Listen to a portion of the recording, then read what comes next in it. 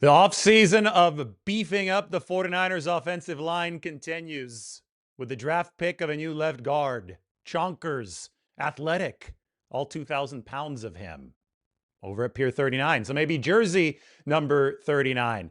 In all seriousness, I have been searching for Chonkers around the Bay. I heard he likes to make the Alcatraz crossing as well, but I've been putting more work into the 49ers' actual offensive linemen who have been drafted to this team, especially Enrique Cruz Jr. Articles up on the San Francisco Standard, and you need to know the context of what's happening around the NFL. Last year, the Rams started what I think is a revolution. 30.5% of their snaps came in 13 personnel, which means one back, three tight ends. And the reason the Rams were able to actually move the ball on that really good Seattle Seahawks defense is because Seattle wasn't ready to deal with the blocking formations and then the corresponding receiving formations of a three tight end offense. Well, consider that Enrique Cruz Jr., drafted by the 49ers in the 5th round, is the fastest offensive lineman of this 2026 rookie class. Then consider the fact that teams around the league started really paying attention to what the Rams were doing with their three tight end sets last year. And there was one team in particular that has big time 49ers ties, the Miami Dolphins, who actually used an extra offensive lineman, an ex-49er in Dan Brunskill, as their third tight end. He's one of the players that can say they've started at 6 different positions in the National Football League. Dan has done, knowing him from, all the way back to his, I believe 2019 in San Francisco. I know what type of professional he is and his versatility. I think it impacts the defense because not just the personnel, it allows us that opportunity to throw the ball off of actions because having him in there in that 13 personnel, and running the ball, the way we've been running the ball, it's going to help always in the pass game. You get good run game, pass the action game should be really good off of that. So you can obviously tell where I'm going with this. The 49ers can use Enrique Cruz Jr. as a third tight end. In fact, given the offensive line depth chart, given the fact that you've got to make a utility for everybody who makes this 53-man roster, they can't just be dead developmental weight because there isn't that much room on a 53-man roster. I think that Enrique Cruz Jr. might even be pushed into that position just by natural roster building efficiency. The 49ers have re-signed Trent Williams. It's been big in this offseason. $37 million guaranteed over the next 2 seasons. He's going to be playing left tackle. Colton McKivitz signed an extension before week 1 of the 2025 season. He's locking down right tackle. The 49ers are extremely excited about their top swing tackle, a free agent addition. That is Vidarian Lowe.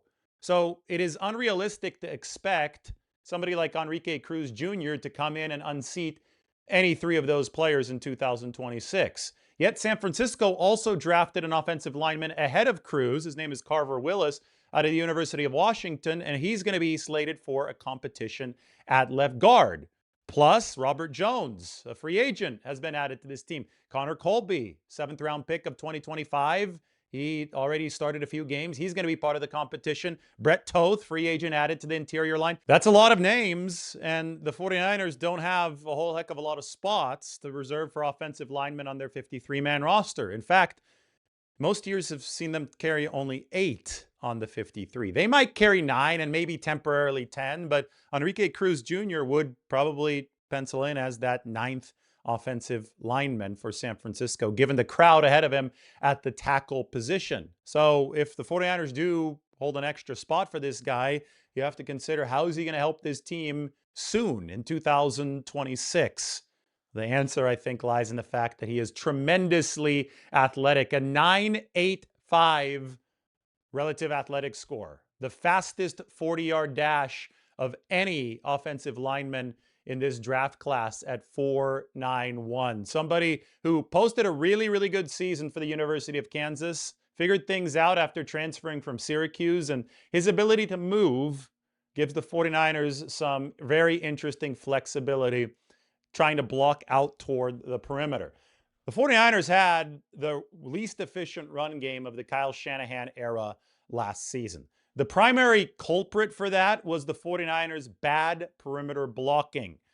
They didn't have Brandon Ayuk, obviously, and when he did play, was a very, very good blocking receiver. Kendrick Bourne, not a good blocking receiver. Juwan Jennings, typically a very good blocking receiver, seemed to be playing most of the season on one leg and with 6 broken ribs. So Juwan was not nearly as effective as he normally is. Add on a slew of other injuries across the receiver and tight end positions. George Kittle missed half the season, of course.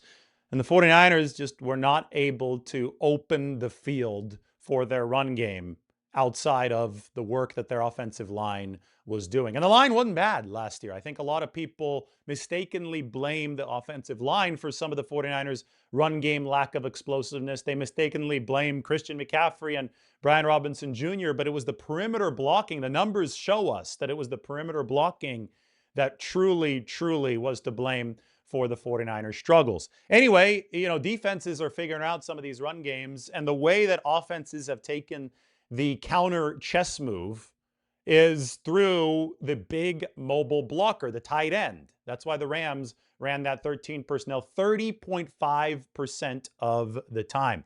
The Miami Dolphins, you could tell that, stuff that works in the league, other coaches will notice. And obviously the McVay and the Shanahan coaching trees are very related since these guys all used to work together. The Miami Dolphins started playing Daniel Brunskill at tight end, the former 49ers offensive lineman who played all those different positions for San Francisco. Might have saved the 2019 season with his work at tackle. But they started with Daniel Brunskill at tight end.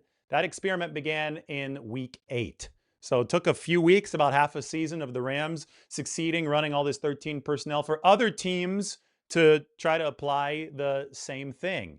And the Miami Dolphins said, well, we're going to put an offensive lineman in as that extra tight end since this is the best that we have personnel-wise. Daniel Brunskill actually played tight end in college at San Diego State before he moved to an offensive line position. And then he went through that old AAF, remember, in 2019, and finally found his way to the 49ers, where he started at multiple different positions, and now he's added that 6th position to his repertoire. The commonality between Brunskill and somebody like Enrique Cruz Jr.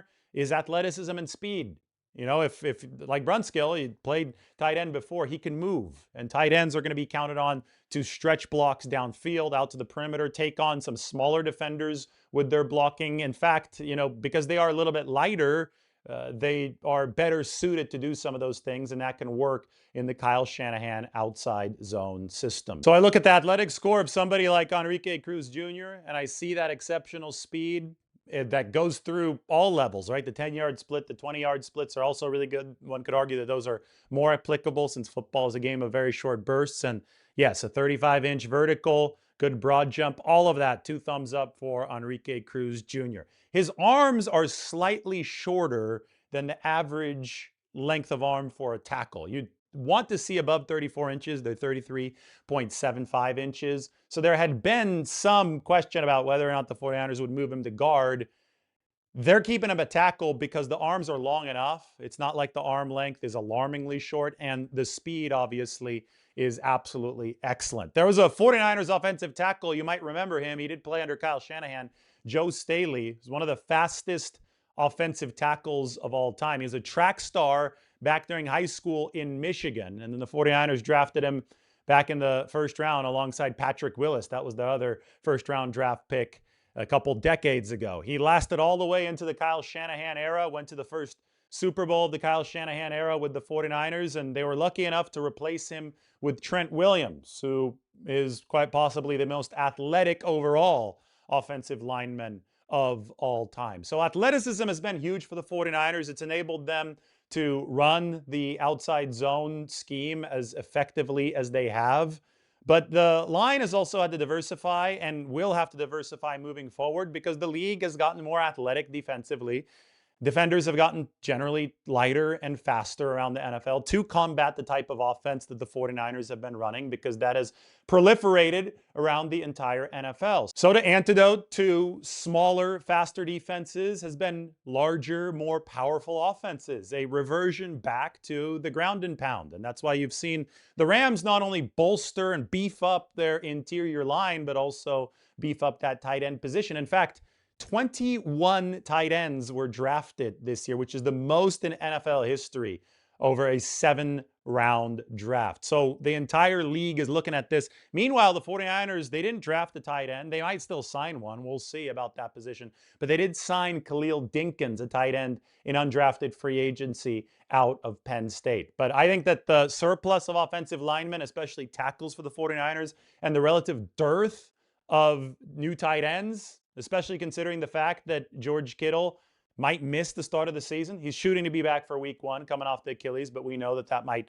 not happen. Maybe he won't be at full capacity either. I think that all lines up toward the 49ers cross-training Enrique Cruz Jr., just like the Dolphins cross-trained and successfully inserted Daniel Brunskill into the lineup. Now, let's talk a little bit more about overall 49ers roster philosophy and offensive line philosophy moving forward. We know that Trent is going to be the starter at left tackle. We know Colton McKivitz is going to be at right tackle. 49ers need a bounce back year from Dominic Pooney, who played essentially all of 2025 hurt. He got hurt against the Raiders on that extra point in the preseason, but he actually went to the same college as Enrique Cruz Jr., the University of Kansas, though they did not overlap. And I think the 49ers have a whole heck of a lot of belief in Pooney. Then there's Jake Brendel at center. He might get pushed a little bit by Brett Toth this offseason. Toth, formerly of the Eagles, played some center, started at center, and did a good job for them last year, and also started at left guard. So he'll throw his name into the mix at that crucial position.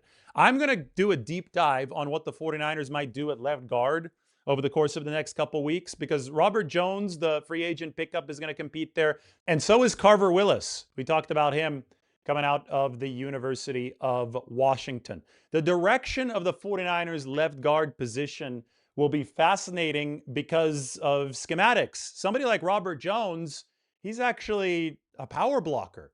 He actually worked with Mike McDaniel, speaking of Mike, in Miami, and they ran considerable power with Robert Jones, and that was where he was at his best. So everybody stereotypes the 49ers into this zone blocking pigeonhole where somebody like Robert Jones has been a better power blocker over the course of his career. B, look at Kalon Black out of Indiana. He ran a whole lot of in between the tackle power stuff, especially down the stretch for the Hoosiers. Is obviously very strong with that 515-pound squat weight. I think Kalon Black is a versatile back. He runs a 4.43, so of course he can run outside zone as well. But I think he's somebody that can give you a little bit more gap scheme and powers. And I think that's a very good 49ers counterpunch to some of the lighter, faster defenses that we've seen. In fact, last year, the 49ers power and gap scheme usage rate went up significantly. It nearly doubled. There was a win against the Atlanta Falcons where it was mainly power and gap scheme for the 49ers, because the Falcons, coached by Raheem Morris, I guess everything is connected in this league, the Falcons were a very fast, athletic defense. They had a lot of hybrid defenders, and well, the 49ers decided that running it right up the middle, right up their throats would be the best way to win, and it was indeed the way to control that game. So I think that the 49ers want to make sure that they add that level of adaptability to their offense, and there are several ways that they have to go about doing that. One is by solving left guard with somebody who has the muscle to deliver the pull blocks and the power, and that obviously combines with mobility. Robert Jones might be that answer. Carver Willis is going to compete for it. And Carver Willis, I think, surprisingly strong. Also a decent pass protector at tackle. Only 3 sacks given up over 688 pass blocking reps. So Carver Willis might be able to move into that phone booth at guard, especially since the measurables for him suggest that he'll probably be more successful at guard. He's more of a compact frame. He's not as tall as typical NFL tackles. We'll see how that works for the 49ers on the interior. The other avenue through which to bolster muscle is just by adding more beef out onto the field, those 3 tight end sets. And if that third tight end is an offensive lineman, well, so be it. If that offensive lineman can run as fast as some of the bigger tight ends in the game, as Enrique Cruz Jr. with his movement ability can, well, it might make too much sense. Tight end is still a position where, I wouldn't rule out another 49ers signing. They've got Kittle there. We've talked about his Achilles injury. They have Jake Tonjes there. He just absolutely crushed a golf shot at the 49ers Foundation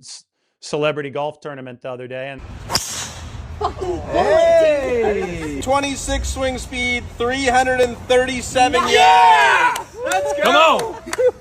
Yes, they do have Luke Farrell there, but he struggled last year, and I don't think anything is guaranteed moving into the future. He doesn't have an option vest until late in training camp this season. Of course, there's Khalil Dinkins out of Penn State. He might be somebody who pushes Luke Farrell, but the 49ers might dip into another well to solve their tight end blocking issue, especially since the league is moving in that direction. It was not a bad offensive line for the 49ers last year, but it had a problematic spot at left guard, and it was unable to pick up the slack of poor perimeter blocking. The investment that we've seen this offseason from San Francisco means that this offensive line can potentially fill the big hole at left guard and also go above and beyond its calling, which it may have to. That might end up being the baseline standard for the offensive line with its addition and contribution to perimeter blocking if they decide to follow Sean McVay, follow Mike McDaniel, and start to run more 3 tight end sets. So Enrique Cruz Jr., you're the fastest offensive line draftee in this class. Come on down. And bringing this back to where we started, well, Chonkers also moves a lot faster than you might think. We saw the athleticism early, but sea lions swim 25 to 30 miles an hour. So, yeah, they move faster than me in the water. I'm not slow, but Chonkers, he's athletic. The relative athletic score off the charts for New Jersey number 39. Maybe he even gives Enrique Cruz Jr. a run for his money. Hey, swim for his money.